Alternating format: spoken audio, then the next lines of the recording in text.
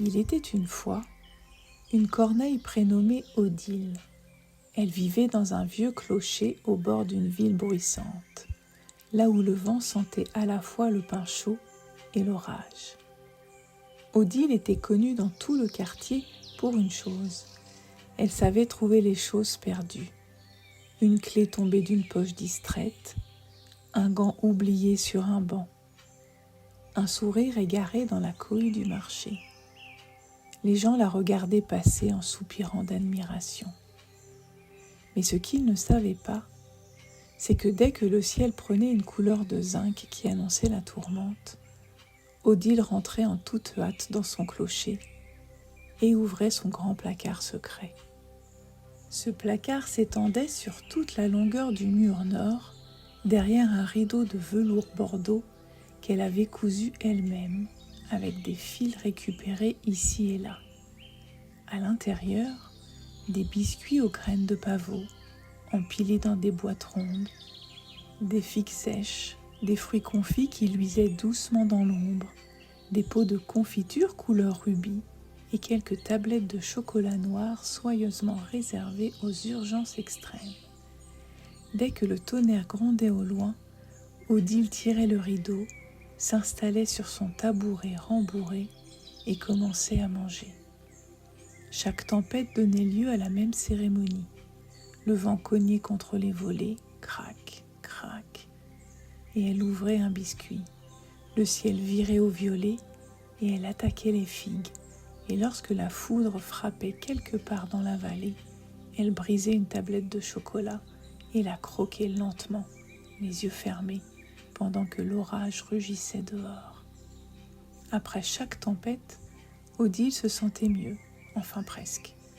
Le ciel se dégageait et elle regardait les étagères avec un sentiment difficile à nommer. Pas tout à fait de la honte, pas tout à fait de la satisfaction non plus. Quelque chose comme une question restée sans réponse. Elle organisait les boîtes, notait ce qu'il faudrait racheter, refermait le rideau. Et la vie reprenait jusqu'à la prochaine tempête. Dans cette ville au bord du vent, la tempête n'était jamais très loin. C'est une vieille chouette qui changea tout, ou plutôt qui commença à changer quelque chose, car les choses vraiment importantes ne changent jamais d'un coup. La chouette s'appelait Léa et elle vivait dans un saule pleureur à l'autre bout du quartier. La première fois, ce fut un soir de grand vent. Odile rentrait de chez la boulangère avec des petits pains sous les ailes quand Léa la croisa et s'arrêta. « Tu sais, dit-elle, sans préambule, j'ai observé quelque chose de curieux.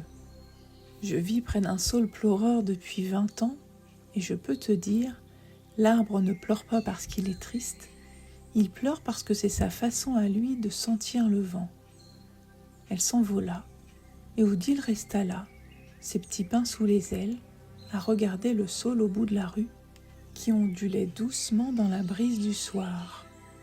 La deuxième fois, c'était une semaine plus tard. Odile avait déjà ouvert 3 boîtes de biscuits avant même le petit déjeuner.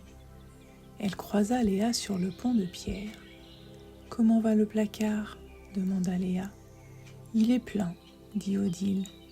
Léa hocha la tête. « Et toi, est-ce que tu es pleine ?» Elle s'envola sans attendre la réponse. Odile resta sur le pont et regarda l'eau passer en dessous, longtemps, avant la sensation désagréable et précieuse d'une question qui commence à faire son chemin. La troisième fois, Léa passa à côté d'elle par un après-midi d'orage et dit simplement, avant de disparaître derrière un toit, « Qu'est-ce qui se passerait, tu crois, si tu laissais la tempête arriver sans lui ouvrir la porte ?» Cette fois-ci, Odile ne put pas faire semblant de ne pas avoir entendu. Cette nuit-là, Odile ne put pas dormir. Le ciel était d'un calme presque exagéré, piqueté d'étoiles qui luisaient dans une précision de bijoutier. Elle sortit en silence et remonta la rue jusqu'au saule pleureur de Léa, dont les longues branches effleuraient le sol comme des doigts qui cherchent quelque chose dans l'herbe. Elle s'assit au pied de l'arbre. L'herbe était froide, humide, et sentait la mousse et la terre profonde. Le saule bruissait au-dessus d'elle dans un souffle très doux. Elle ferma les yeux. Sous ses plumes, elle commença à remarquer des choses qu'elle n'avait pas l'habitude de remarquer. La façon dont l'air entrait dans sa gorge, frais, puis tiède, puis chaud. Le poids de ses propres ailes, posées sur ses genoux, presque agréable comme une couverture. Le son de la ville endormie, plus grave, plus lent, poncté de bruits isolés qui surgissaient puis s'effaçaient. Elle pensa à l'orage, pas à un orage en particulier, mais à ce que c'était de le sentir arriver. Et alors, pour la première fois, elle remarqua quelque chose. La sensation était déjà là, dans son corps, avant même que le premier éclair n'apparaisse. Un resserrement, quelque part dans la gorge et le ventre, comme une main qui se ferme doucement. Elle l'avait toujours connu, ce resserrement. Elle n'avait simplement jamais pris le temps de le regarder en face. Alors, prudemment, comme on observe un animal sauvage pour ne pas l'effaroucher, elle posa son attention sur lui. Il était là, réel, ni agréable, ni insupportable, juste présent. Et Odile remarqua quelque chose de très curieux. En le regardant ainsi, sans chercher à le faire partir, le resserrement commença à changer de forme.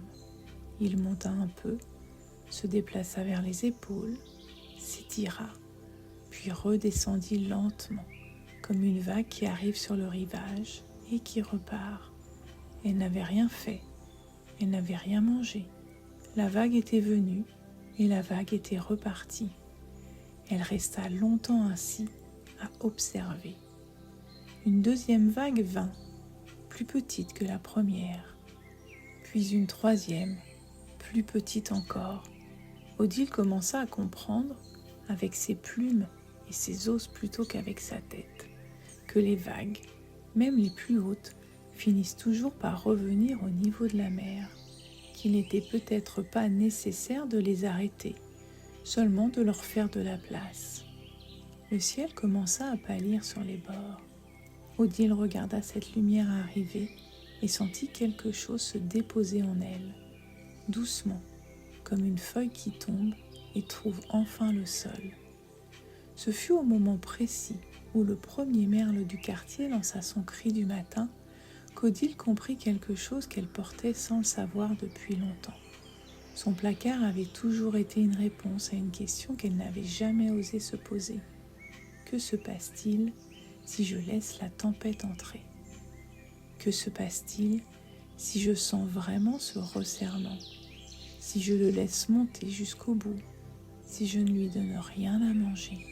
Elle avait toujours supposé que la réponse serait quelque chose d'insupportable, quelque chose dont on ne revient pas.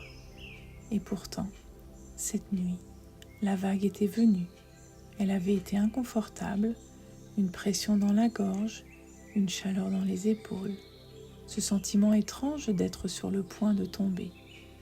Mais elle n'était pas tombée, et la vague, au bout d'un moment, était redescendue d'elle-même, pas parce qu'elle avait mangé, pas parce qu'elle avait fui, simplement parce que c'est ce que font les vagues.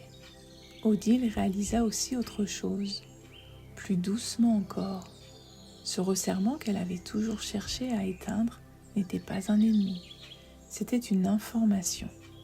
Il lui disait que quelque chose comptait, que quelque chose faisait peur, que quelque chose avait besoin d'attention. Pas de biscuits, pas de figues, juste de l'attention. Et pour la première fois, elle sentit quelque chose de nouveau s'installer dans sa poitrine, pas à la place du vide, mais à côté de lui, doucement, une confiance minuscule et solide comme un caillou poli par la rivière. La confiance qu'elle pouvait traverser l'inconfort, qu'elle l'avait d'ailleurs traversé cette nuit sans même s'en rendre compte, et que son propre corps savait comment revenir au calme si elle lui en laissait la place. Et les semaines qui suivirent, il y eut plusieurs orages. Odile ne jeta pas son placard. Les bonnes choses restent bonnes, Et les manger par plaisir n'a rien à voir avec les manger par peur. Mais elle commença, les soirs de tempête, à faire autre chose en premier.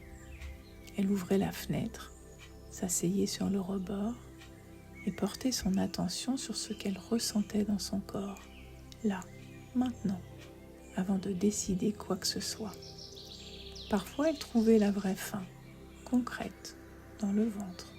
Elle allait alors au placard sans hésiter, avec appétit, et mangeait ce dont elle avait envie.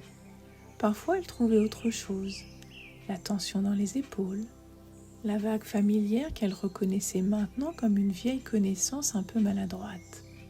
Ces soirs-là, elle restait sur le rebord de la fenêtre, regardait le ciel changer de couleur, respirait lentement, et au bout d'un moment, quelque chose se détendait dans sa poitrine, imperceptiblement, comme un nœud de laine qu'on tire très doucement. Un soir, Léa passa et vit Odile sur son rebord, les yeux tournés vers un nuage d'orage. Il s'approchait depuis la montagne. Alors demanda la chouette, depuis le toit d'en face.